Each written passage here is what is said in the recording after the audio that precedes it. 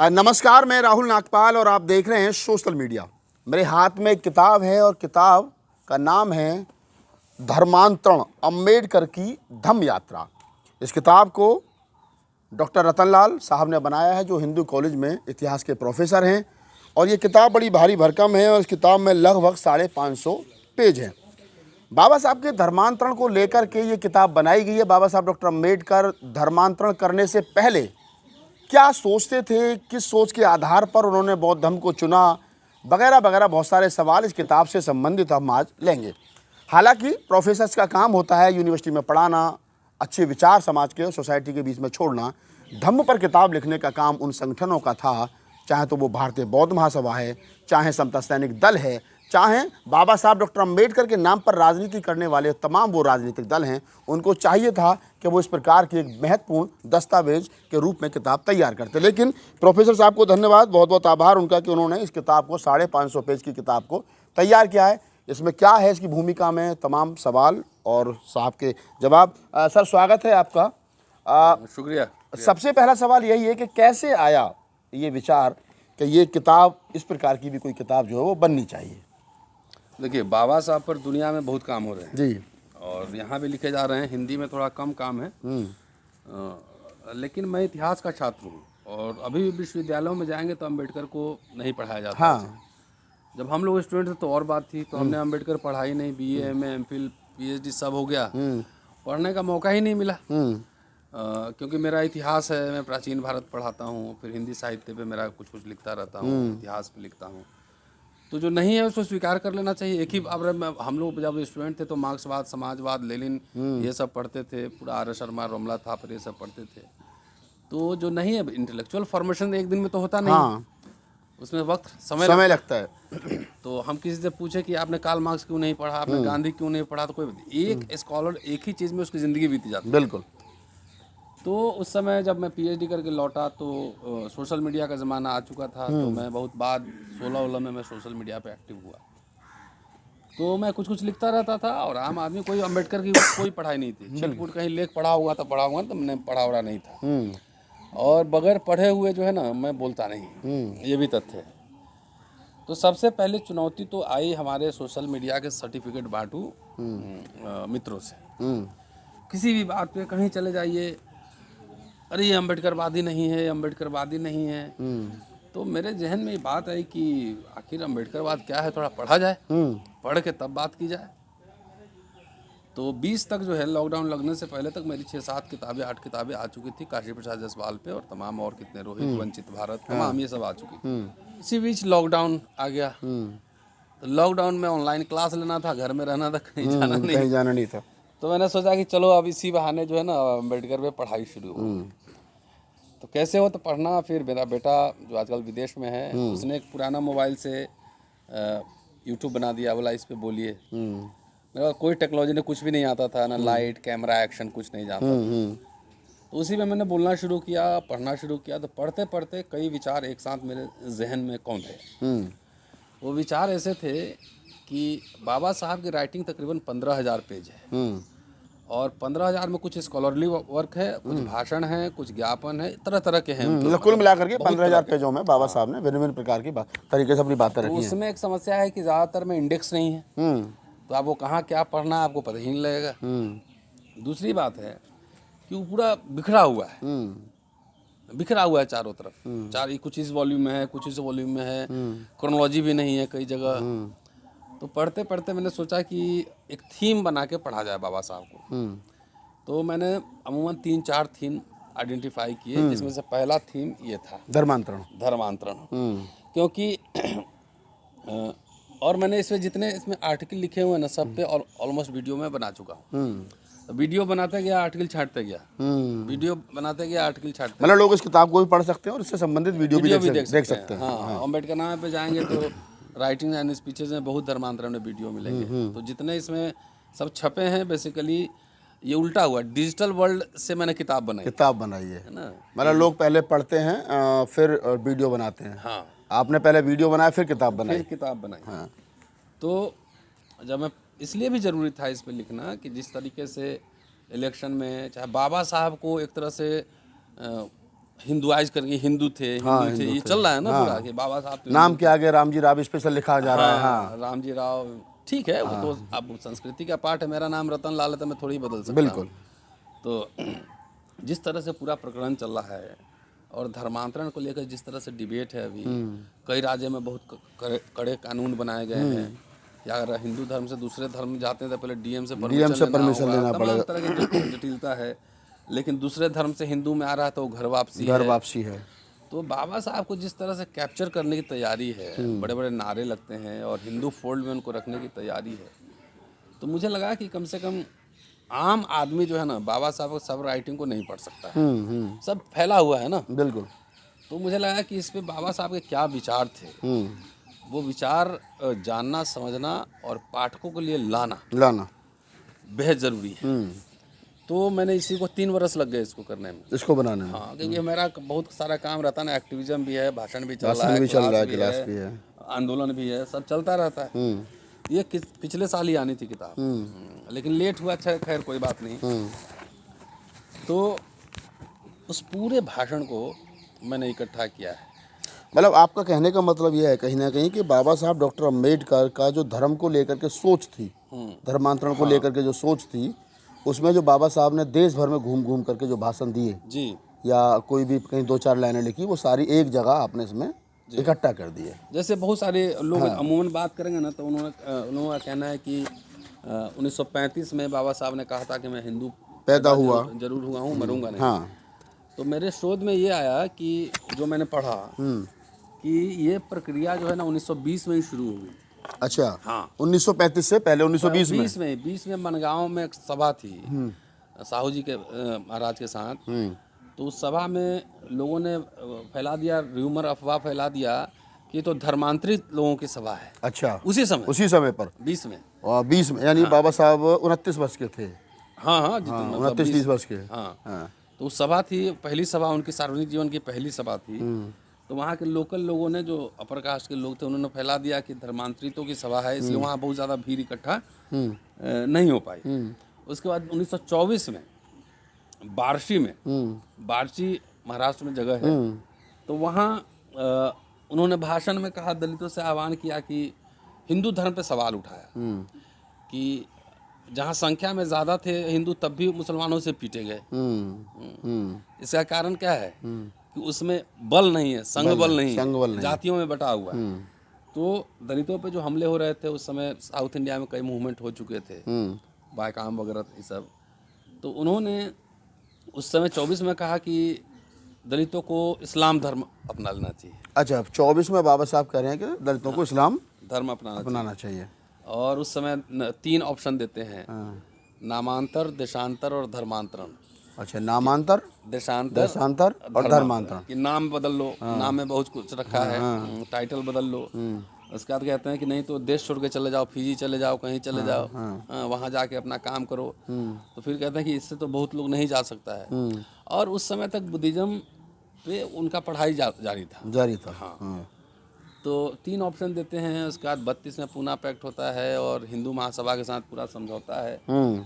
तो वहाँ से लेके और पूरा 56 तक, 20 से लेके 56 तक की जो उनकी यात्रा, इसलिए मैंने टाइटल दिया धम्म यात्रा। धम्म यात्रा। हाँ, 20 से लेके 56 तक जितने उन्होंने ज्ञापन दिए, इंटरव्यूज़ दिए, भाषण दिए, लेख लिखे, तो जितना संभव बन पड़ा हमसे वो मैंने एक जगह एकत्रित कर दिए। और कंटेंट को देखेंगे ना, इसमें 80 भाषण मेमोरेंडम आदि का कलेक्शन है। राजकमल से छपी है, नई दिल्ली से, 3-4 दिन में अमेजन पे भी आ जाएगी। हर भाषण में मैंने तारीख डाल दी है, मई 2019 कि आप सीक्वेंस से पढ़ेंगे। 24 में क्या बोल रहे हैं, 26 में क्या बोल रहे हैं, 29 में क्या बोल रहे हैं, 29 में क्या बोल रहे हैं, 32 में क्या बोल रहे हैं, है ना, 32 में कई भाषण है, 33 में क्या बोल रहे हैं। तो इस तरह से लेके आप देखेंगे 56 तक आएगा ये पूरा। 1956 में जब उनका आखिरी भाषण सारनाथ में था, देखिए 25 नवंबर 1956 को सारनाथ।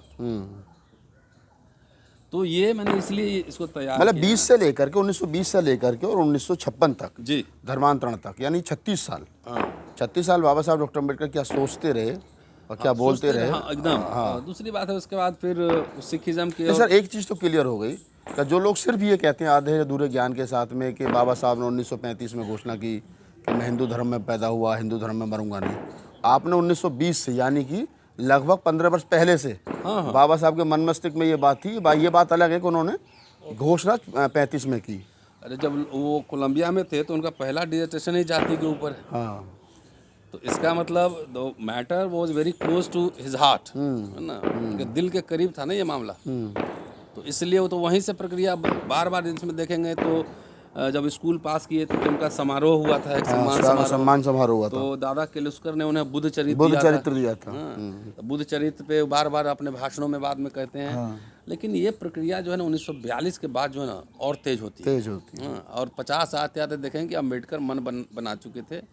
वो क्रिश्चियनिटी को भी नहीं स्वीकार कर रहे हैं। एक भाषण डाला है कि उन्होंने भगवद गीता और बाइबल और तमाम जो कुरान, ईसा, मोहम्मद साहब, तमाम लोगों को सवाल उठा रहे हैं, कह रहे हैं कि भाई देखिए ये लोग सब अपने आप को देवता का प्रतिनिधि साबित कर रहे हैं। देवता का कृष्ण कह रहा है कि मैं ही देव हूँ।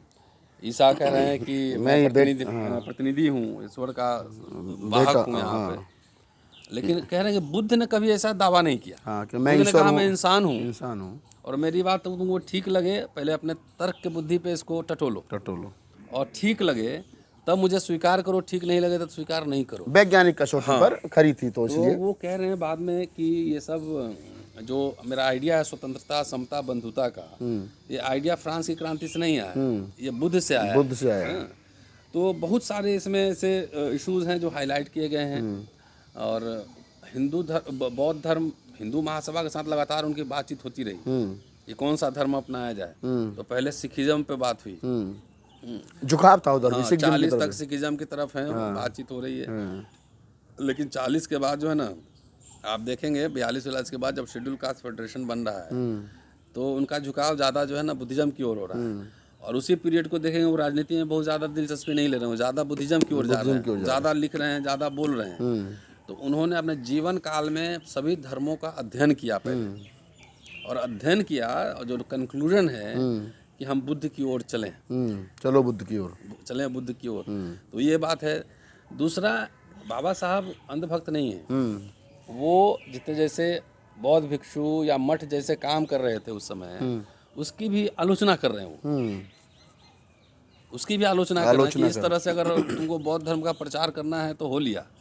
फिर बौद्ध मठ कैसे बने, उसके बगल में स्कूल कॉलेज खुलने चाहिए, क्योंकि उसके रेवेन्यू से मठ चलेगा, वहाँ पे साइंटिफिक टेम्परामेंट के बच्चे पढ़ेंगे। बुद्ध को पॉपुलर बनाने के लिए एग्ज़ाम रखना चाहिए, कंपटीशन रखना चाहिए, प्रतियोगिता कराना चाहिए।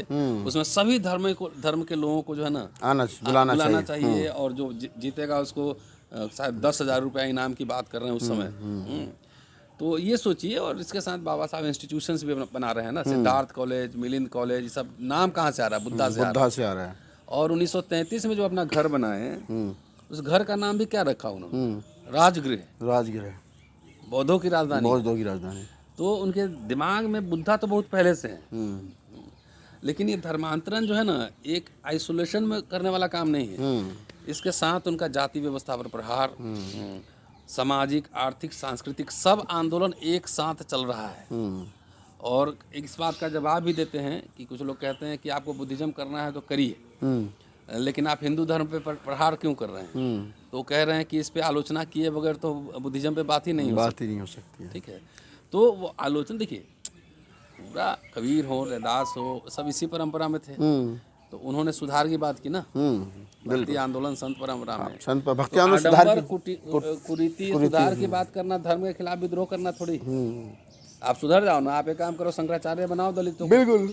हिंदू वोट के नाम पे वोट ले रहे हैं ना, तो उसको हिस्सेदारी दीजिए, टेम्पल में दीजिए हिस्सेदारी, सब जगह हिस्सेदारी दीजिए। तो वोट के समय तो हो गए हिंदू, अब वोट खत्म तो उसका दलित, है ना, घोड़े पे नहीं चढ़ने देंगे, मंदिर में नहीं घुसने देंगे, मठ का ट्रस्ट बनाओ, इसको भी रिप्रेजेंटेशन दो ना, हिंदू मान रहे हो तो। बिल्कुल। तो ये बेसिकली सामाजिक, आर्थिक, राजनीतिक जितना है सब इसमें कॉम्पैक्ट है ना। तो ये किताब धर्मांतरण राजकमल से छपी है और इसका प्राइस 650 रुपये है। 550 पेज हैं, तो कोई ज़्यादा भी नहीं है।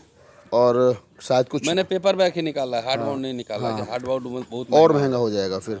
तो इस किताब को हर एक अम्बेडकरवादी को पढ़ना चाहिए, और वो इसलिए पढ़ना चाहिए ताकि ये पता चल सके कि बाबा साहब डॉक्टर अम्बेडकर की जो धम्म यात्रा है वो किस समय पर, किस तारीख में क्या सोचते थे और कैसे कैसे उनकी सोच जो है वो 1920 से लेकर के 56 तक तमाम धर्मों की यात्रा। एक बात अम्बेडकरवादी लोगों के लिए एक बात और है जी कि बाबा साहब को बगैर पढ़े हुए कोट न करें, उनको बदनाम न करें। हाँ, बदनाम ना करें, ये बड़ी बात सर ने कही कि आप बिना पढ़े हुए बोल देते हैं, आदि सुनी सुनाई कहीं से। सुनी सुनाई बात, तो उससे जो है ना बाबा साहब का प्रचार नहीं कर रहे हैं ना, उनका अपमान भी हो रहा है और आने वाली पीढ़ी भ्रमित भी हो रही है। व्हाट्सएप यूनिवर्सिटी में नहीं जाएं, ऑनलाइन किताबें उनकी 40 वॉल्यूम हिंदी में और अंग्रेजी में 17 वॉल्यूम, जिसमें से 17 पार्ट का 3 वॉल्यूम है, 14 का 2 वॉल्यूम है।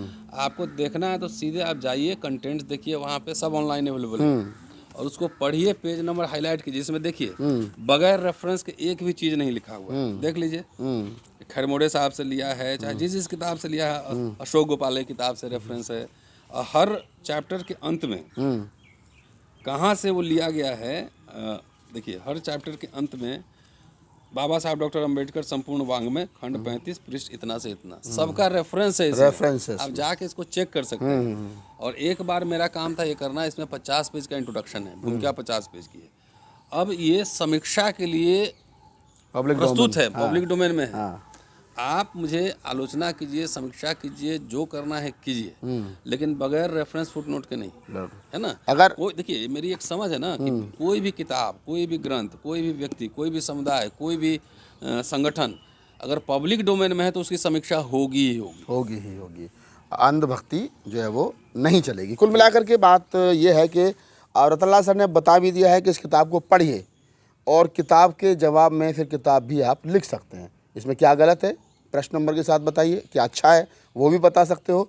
और दूसरा, मैं अंत में यही कहूँगा इस बातचीत को कंप्लीट करते हुए कि तमाम अम्बेडकरवादियों को, और ख़ास तौर से वो संगठन, चाहे भारतीय बौद्ध महासभा है, खाली अम्बेडकरवादियों नहीं, जिनको भी पढ़ना है समीक्षा लिखिए, और चाहे भारतीय बौद्ध महासभा है, चाहे समता सैनिक दल है, चाहे बहुजन समाज पार्टी, अन्य तमाम वो लोग जो राजनीतिक क्षेत्र के हों, गैर राजनीतिक क्षेत्र के हों, धार्मिक क्षेत्र के हों, जो रतनलाल सर को हमें कई बार गालियाँ भी देते हैं, उनके लिए भी उनका भी स्वागत है कि आप आइए और चैलेंज है। हाँ, आपको चैलेंज है, इस किताब को पढ़िए, कम से कम इस बहाने आप पढ़ना सीख जाएंगे।